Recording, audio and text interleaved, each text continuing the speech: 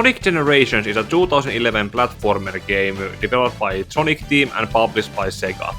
It was produced in the commemoration of the 20th anniversary of the Sonic the Hedgehog series, and was the first Sonic game I decided to try as my introduction to the game series after having seen the two Paramount movies. Sonic Generations features gameplay styles in playing as two different versions of the titular character. There is the classic Sonic, who says nothing and communicates mostly with the sign language, and modern Sonic, who is blessed with a voice actor. Hey guys, what's going on? And the other obvious difference between them is that classic Sonic runs from the beginning of the stage to the end from a side-scrolling perspective with an on-the-rails camera following him, while modern Sonic seems to have a mobile drone camera following him from multiple points of view. From behind, from his right, and right in front of him, but never from Sonic's left side. Both of them are also world's worst butterfinger, since it takes one hit from anything to both of them to drop everything they are carrying.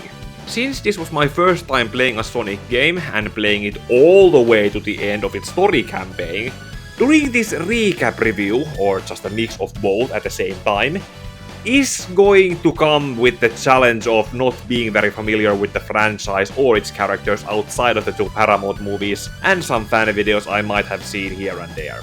Meaning that when I'm going to go through explaining the story of Sonic Generations, I am bound to get some of the backstories and characterizations wrong, which is probably going to make this video not age very well to Sonic's longtime fans coming across it. However, please remember my noob status in coming across this franchise and be fair when calling me out on my mistakes. And try finding some humor in how I try to explain my experiences through my point of view as a rookie Sonic player. Okay, now let's start with the recap. Sonic Generations begins from the classic Green Hill Zone. Classic Sonic is running through it as if he had anything better to do, when this Haunter that pressed B in the middle of the evolution into Gengar arrives, while also being stuck in some form of Mega Evolution, and takes its frustration on Classic Sonic by turning the once colorful Green Hill Zone into a white void. Elsewhere, Tails the Flying Fox is trying to get his friends ready to surprise the modern Sonic for his birthday, but before the party can witness the birthday boy drink beer legally for the first time, the same Ghost-type Pokémon shows up to steal away his posse, and modern Sonic is stuck in the white void now too. Sonic is however able to find his way to the Green Hill Zone, and since he only knows how to do one thing, decides to run through it while dodging and running into robotic insects while a giant robotic piranha tries to eat him. After running through the Green Hill Zone, Tails suddenly materializes into colors in the white void, and tells Sonic what a horrible experience he had. Thanks, Sonic. I thought I was dead, floating without a body in a black limbo. Ugh, I'm gonna have nightmares for weeks. Once Tails has gathered his bearings, Sonic heads out to look for the rest of their friends from the other visible zones in the void they are trapped in, and after heading out, the classic Sonic appears next to Tails before heading out after his modern counterpart. Both classic and modern Sonic need to run through a chemical plant where blue toxic waste is the least of its health code violations, and also houses the infamous water level where... And after both have run through it, and another friend is rescued, as Amy Rose sounds a little too thankful for noticing how much younger the classic Sonic looks. Thank you, Sonic. Wow, you look younger every day. What's your secret? After surviving that place, Sonic has to run through a sky sanctuary that starts to fall into pieces as soon as Sonic steps on board it. That still doesn't bother Knuckles, who gets rescued after clearing that stage. Thanks, Sonic. You did a good job back there. Hey, did you gain weight? With all the three classic zones cleared, the next thing the game expects the player to do is clear one challenge per zone to unlock 3 keys needed to unlock the game's first boss. While doing that, it is also possible to participate in rival battle against the Metal Sonic from a Chaos Gem. After getting all 3 keys, modern and classic Sonics finally come across each other when the Eggman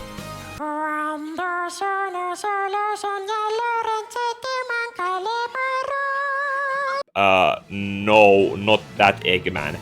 This Dr. Eggman distracts them, and you have to fight him as the first boss of the game as the classic Sonic. The fight against the Death Egg robot requires classic Sonic to spin attack at his digital fat ass 2 times, and then fool it into punching bombs 3 times before running on it to do a spinning attack on its head next. Easier said than done. Perhana!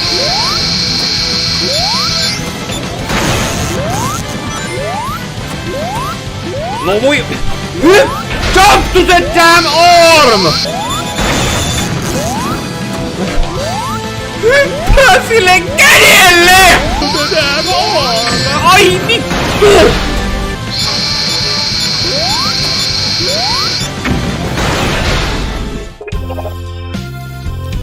After finally managing to do that, the Time Eater shows up and takes Dr. Eggman along with it as Sonic's mortal enemy begs to be saved, as if they didn't just have yet another fight to the death. No! No! Sonic! Save me!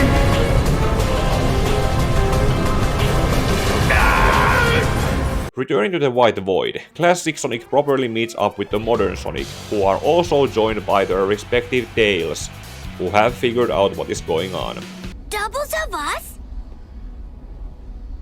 Places and enemies from our past? We're traveling through time and space! How did this happen? I think it's got something to do with that big thing that just kidnapped Eggman. It sounds like the same thing that kidnapped your friends. Our friends. You know what I mean. The Time Eater then does a poor attempt at a drive-by, which does 0 damage, and only helps the 2 Sonics and 2 Tails see more locations from their past and present. The Sonic's next destination is an urban city center with highways for both Sonics to run across, steam shovels to throw them around, helicopters to fly around, and turns that must have been built for flying cars. Thanks to his speed, modern Sonic is also able to run up and down the buildings and get the cops to storm after him like Sonic was the most popular kid in school. Once both Sonics have run past Speed Highway, Dream the Rabbit is released from the grasp of the White Void and regains her colors. Thanks for saving me, Sonic. It was scary in the dark, but I tried to be brave. The next zone sends Sonics to run around a mid to late 20s San Francisco, where Sonic is given his own local theme song, and is given a chase from a truck straight out of Maximum Overdrive, as it keeps chasing the hedgehogs with no concern for collateral damage. Modern Sonic takes all the enjoyment he can from the city escape by snowboarding on concrete and running through the escaping half-pipes until that truck decides to come after him next and shows its sentience by showing it has buzzsaw arms. Both Sonics are however able to run away from the truck and leave it running rampant in the city as if it isn't their problem.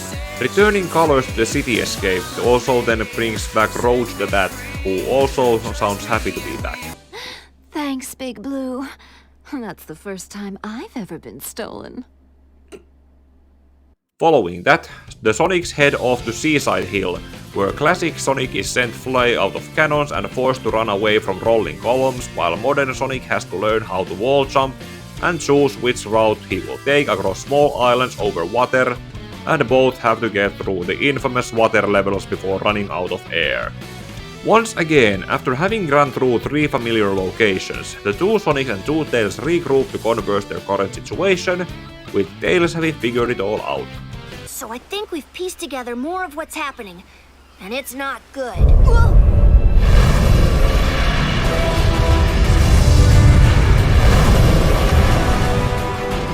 When that thing goes through time, it tears space apart, leaving the areas empty and dead, and sticking them in this weird white limbo.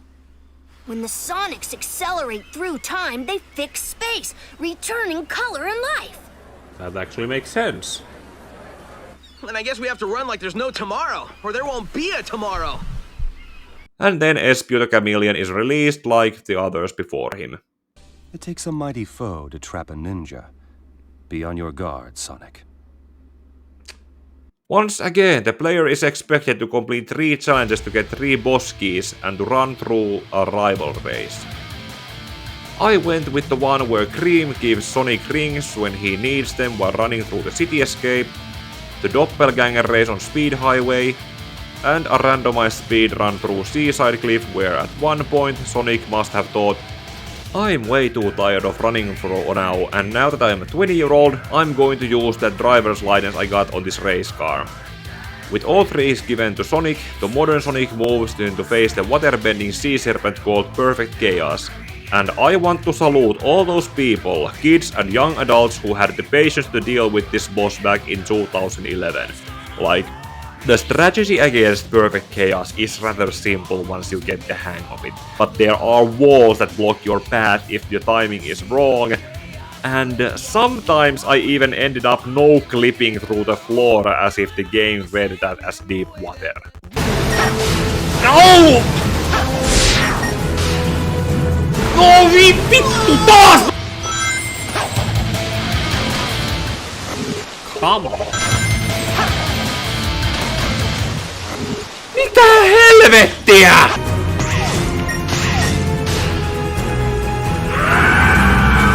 And what else is there?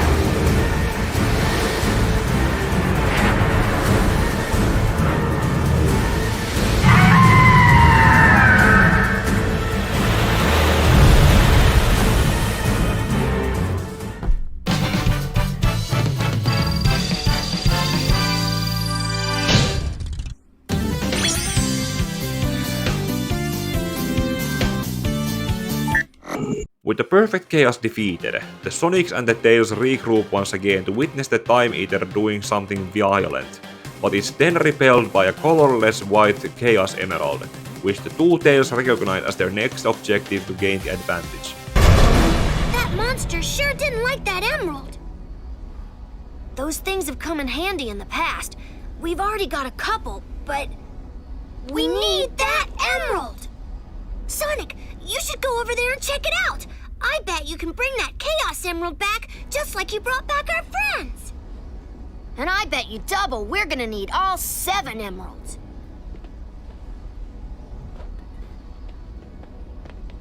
You guys have your work cut out for you. An adventure's no fun if it's too easy. Remembering that he saw one of those Chaos Emeralds earlier when going through those previous stages, the modern Sonic runs back and is forced to race against his rival Shadow the Hedgehog for it. Just outrun him until you reach the glowy thing to get a power boost and hit Shadow enough times with it. If Shadow gets a power boost before Sonic, then just dodge his attacks until the power boost runs out.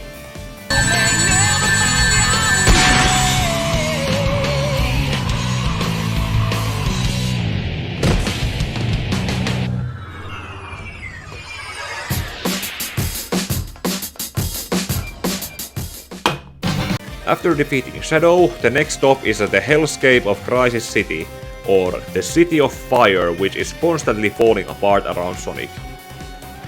For classic Sonic, this is also a problem as the end of the stage goalpost is caught in a fiery tornado and flies away, forcing the classic Sonic to try catch it, even when he should have caught up to it before it flies away.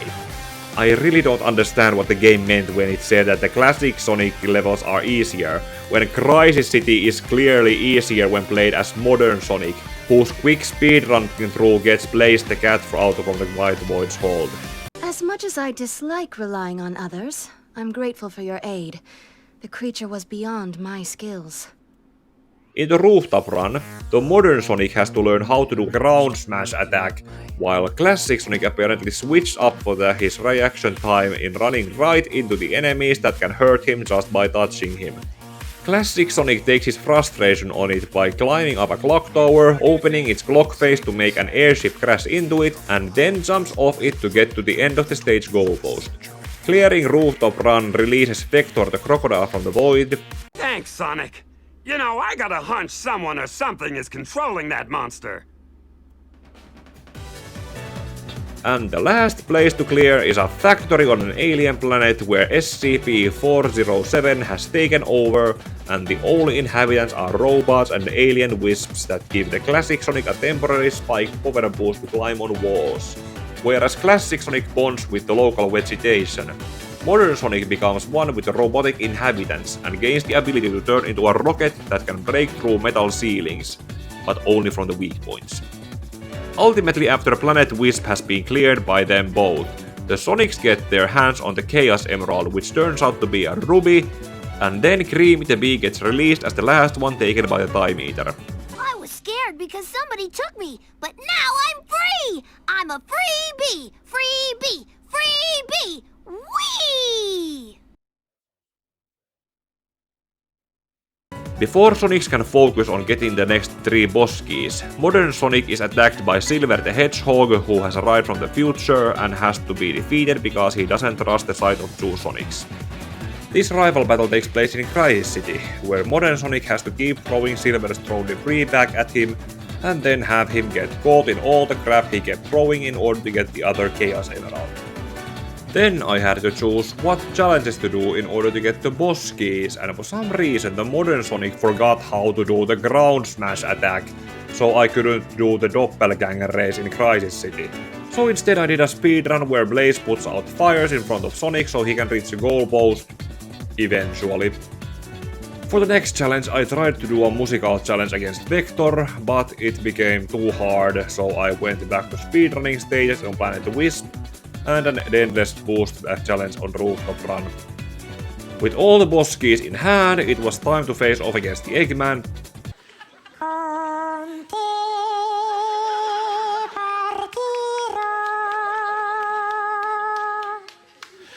No, still not that Eggman, the one called Robotnik, in a chase against his Egg Dragoon. This boss fight against the modern Eggman, or Robotnik, depends on who you ask, is more pretty much the same as with Shadow and Silver in trying to run and catch the Egg Dragoon and use Modern Sonic's homing attack, similar as with the Perfect Chaos, when given a chance. Because catching up to the Egg Dragoon is easier said than done, and those chances of doing the homing attack tend to be now or never chances at a blink and you miss moments, where I think I managed to defeat the modern Eggman purely just on luck. The best I managed to do in damage was in this wall jump section, and ultimately won during a freefall.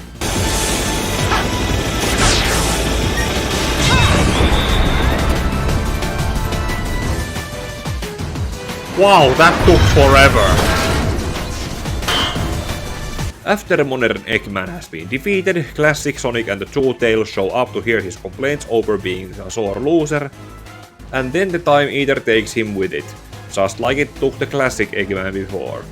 In order to reach the final boss of the game, the Sonics then have to fix a clockwork structure using the Chaos Emeralds they got while getting through the game. Once the boss door opens, then the emeralds fly out of the places they were put into and fly into being absorbed into Sonic. Going through leads the Sonics and Tails into a confrontation with the Time Eater, who is revealed of being controlled by the modern and classic versions of Eggman. Modern Eggman explains to have come across the Time Eater after his previous loss against Sonic, and after learning of its capabilities. You know what, I'm going to let Eggman explain this himself. After my most recent setback, I stumbled upon the primordial form of this unique creation, which I discovered had amazing abilities even I have never been able to master. It could erase time and space. I then had the brilliant idea to use my discovery to undo my previous defeats. In order to perfect it, I needed the help of somebody as smart as I am. The only person that smart is me. Oh, you are too kind, my dear future self, and I was happy to help. I captured your friends, flinging them through time to bait my trap. Tails points out the collateral damage brought by the Time Eater's rampage, which the mad scientist brushes off as necessary in order to destroy Sonic, who based on his previous experiences has the confidence to foil Eggman's plans. Destroy me? You and what mustache? I beat you all the time by myself, and now there's 2 of me. Then I'll have twice as much fun defeating you! Despite that confidence, the Time Eater is still too much for even 2 Sonics to fight. But then arrives the fabled trope always seen in the Japanese shonen anime and manga, where the Sonic franchise also has ties to. The power of friendship in the form of all the friends that the classic and modern Sonics have rescued from the Time Eater, who just tell Sonic to Come on, Sonic! Smack him! You've got this, Sonic. You can win, Sonic. You've got the power, Sonic. Focus your spirit. We're with you guys! I believe in you, Sonic. give in, Sonic! I know you can do this, Sonic! You can win, Sonic! You always do! Which causes the Chaos Emeralds that were earlier absorbed into the Sonics before entering the boss stage then activate, turning them both into Super Sonics, and then yet another final battle against Dr. Eggman begins. And it's pretty much like the fight against the Egg Dragoon, where both classic and modern Super Sonics need to catch up to the Time Eater and do the homing attacks on its weak spot. The priority is to charge to reach the Time Eater without running out of rings, because that is an instant kill. That makes this fight more annoying than hard, or unfairly difficult. Like with all the bosses, there is a strategy here, which takes time, a couple of fails to adapt to, and in my case, people on the chat telling me to keep charging at the Time Eater while I'm trying to pick up as many rings as possible and dodge the incoming debris along with Eggman's fist. Then eventually the fight evolves into a brief second stage, where this clock phase that slows down the gameplay with more annoying lag. And I am happy I eventually got enough hits in and won. Oh my god, I hit it!